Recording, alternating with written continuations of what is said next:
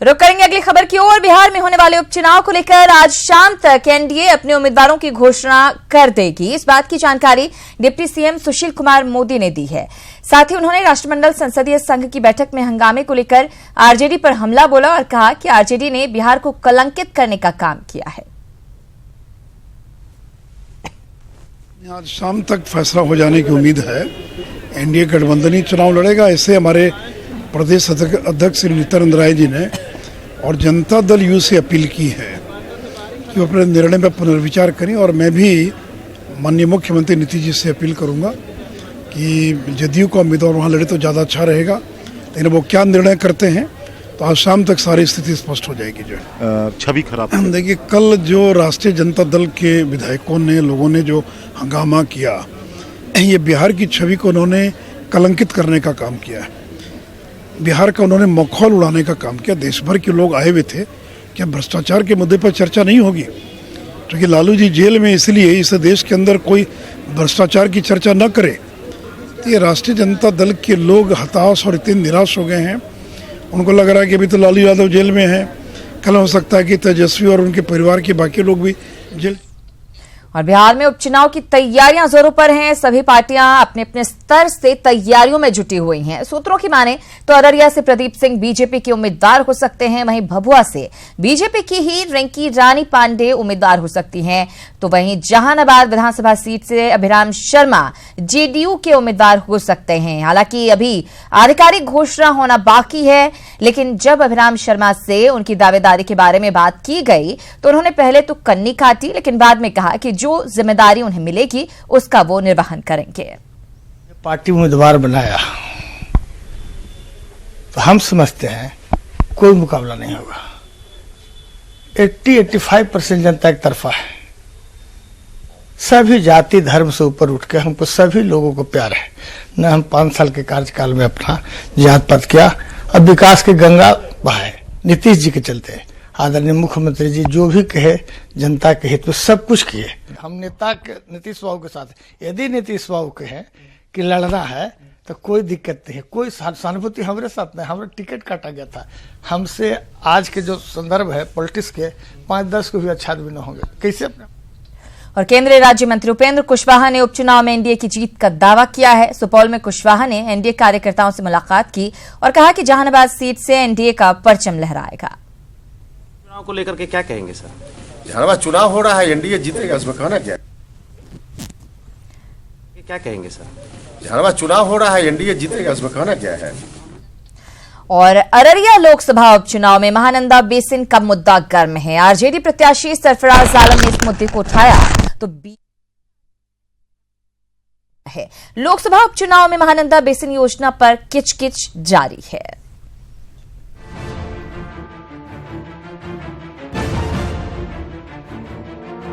सीमांचल की किस्मत में बाढ़ और गरीबी एक ही गाड़ी के 2 पहिए हैं। नेपाल से निकलने वाली नदियां हर साल यहां तांडव मचाती हैं। ऐसे में हर चुनाव की तरह इस बार भी महानंदा बेसिन योजना का मुद्दा गर्मा चुका है। आरजेडी प्रत्याशी इस योजना को पूरा कर इलाके को बाढ़ से मुक्ति दिलाने का वायदा कर रहे हैं। रेलवे का मामला हो, महानंदा बेसिन हो और सीमांचल की जो बदहाली है, फटाहाली है, उसको मजबूती से लड़ने का काम करूंगा। तस्लीमुद्दीन के करीबी रहे शमशाद आलम का कहना है कि महानंदा बेसिन योजना को लेकर केंद्र और राज्य सरकार कभी भी गंभीर नहीं रही है। इनका दावा है कि अगर इस योजना पर काम होता तो अररिया के लोगों को बाढ़ और बर्बादी का मुंह नहीं देखना पड़ता। तो आरजेडी के इस चुनावी मुद्दे पर बीजेपी ने करारा प्रहार किया है। बीजेपी का कहना है कि इस पर पूर्व पीएम वाजपेयी जी ने सबसे पहले पहल की थी। साथ ही बीजेपी ने दिवंगत सांसद तस्लीमुद्दीन की भूमिका पर सवाल खड़े करते हुए कहा कि केंद्र और राज्य सरकार में रहने के बावजूद वो ये योजना पूरी नहीं करवा सके। ये मुद्दा उनके द्वारा उठाया गया था, लेकिन कोई सार्थक पहल ये चुनाव की, सिर्फ चुनाव के समय और चुनावी मुद्दा के तौर पर ही उसको उठाया गया। कहीं इसमें ईमानदारी से पहल नहीं हुई। अगर पहल हुई रहती तो 15 वर्षों का बिहार में शासन, 10 वर्षों का यूपीए शासन, ये सारे शासन के बावजूद भी उस पर कोई सकारात्मक या ठोस निर्णय आज तक नहीं हो पाई। अररिया में 6 महीने पहले बाढ़ ने तबाही मचाई थी। इसमें 100 से ज्यादा लोगों की मौत हो गई थी। अररिया के जख्म को एक बार फिर कुरेदा जा रहा है।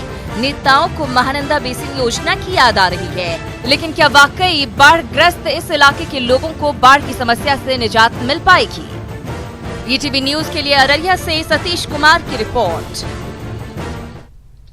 तो अररिया के लिए एक बड़ा मुद्दा है। उधर तेजस्वी यादव ने जहानाबाद सीट को लेकर नीतीश कुमार पर तंज कसा है। तेजस्वी ने कहा कि नीतीश कुमार पलटी मारने में माहिर हैं। वहीं तेजस्वी ने जापान यात्रा पर कहा कि जब तक कि सरकार नहीं जाएगी तब तक बिहार का कोई फायदा नहीं होगा। उनके कथनी और करनी में कितना भारी अंतर है। ये लगातार हम लोगों ने जब बोलना शुरू किया कि मुख्यमंत्री की पार्टी है और एक भी सीट पे नहीं लड़ेगी, तब जाकर के इनमें बेचैनी बढ़ी है। कोई फायदा नहीं होने वाला है। जब तक आरसीपी टैक्स हटेगा नहीं तब तक बिहार का ना विकास हो सकता है और ना कोई काम हो सकता है।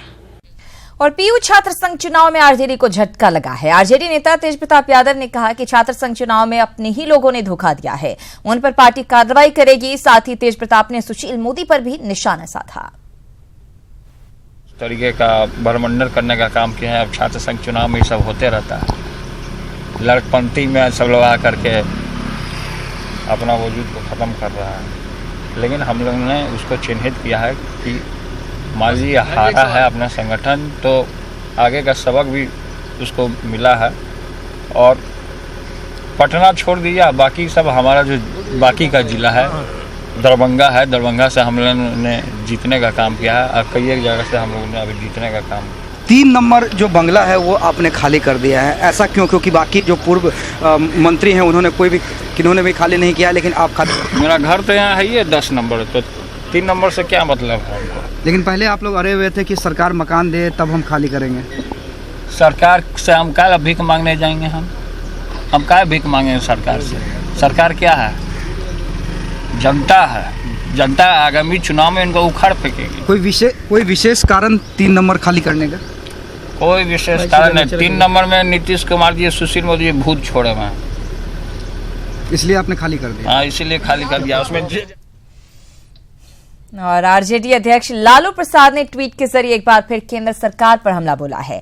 लालू ने अपने ट्वीट में भ्रष्टाचार को लेकर तंज कसते हुए कहा कि बीजेपी का कौन सा नेता खेत जोत कर खा रहा है, सब लूट कर खा रहे हैं। लालू ने कहा कि ये नेता स्वयं घोषित देशभक्त हैं, देश को लूट कर विदेश भाग जाएंगे।